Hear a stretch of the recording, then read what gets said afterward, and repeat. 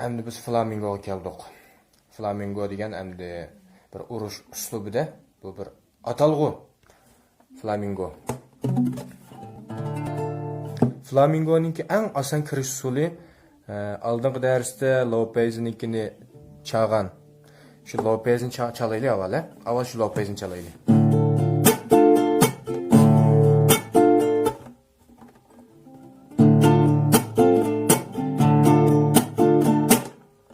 Kalımız aydınғы hazır Lopez'den pas uruşu. Muşnu arlıqdaki bir kesişini əpli ütümüz. Otturluqdaki bir kesişini ili ütümüz. Kesişten işkisi var hazır. Bir kesişini əpli ütümüz. Otturluqdaki bir kesişini ütümüz. Kesişten bir sılam kaldı axırda.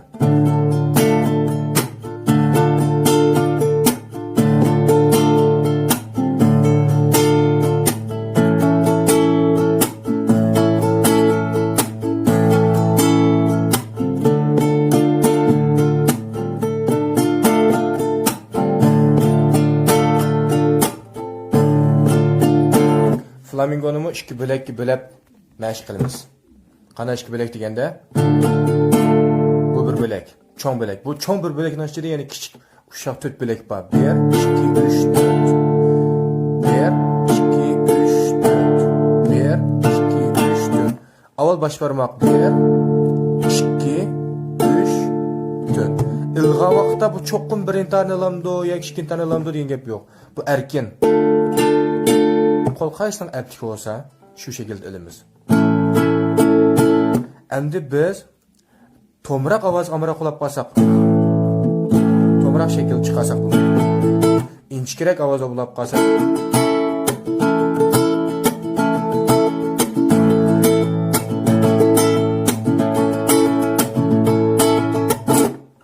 özümüzningki qiziqishi qarta.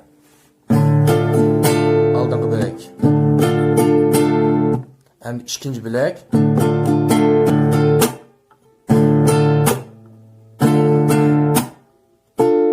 Keyingi bilek mi?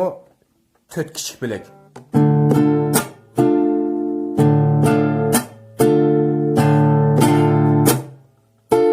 En ahırı bir ilivitiş var. Çünkü bu aldığınki bilekni keyingi bilekle bağlaydı. Eğer biz onu çalmasak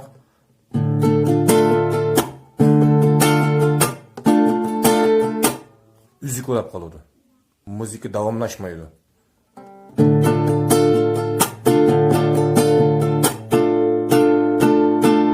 Bu mu erkin? Bu mu qilib yo'q? Qilib shu olsa qolmaydi.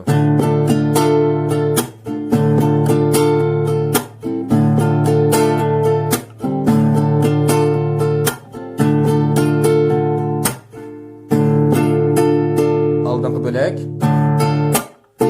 keyingi bilek.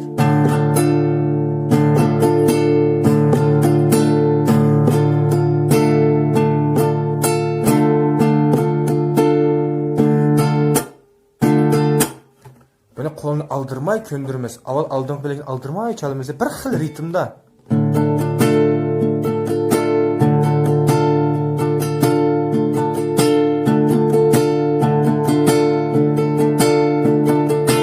Endi keyingi bilek.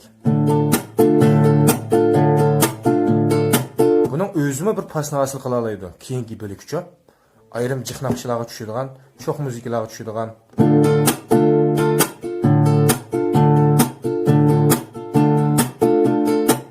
Oldingi bilek 4 kichik bilek, keyingi bilekmi 4 kichik bilek. Demak 8 kichik bilekni birlashtiramiz degan gap.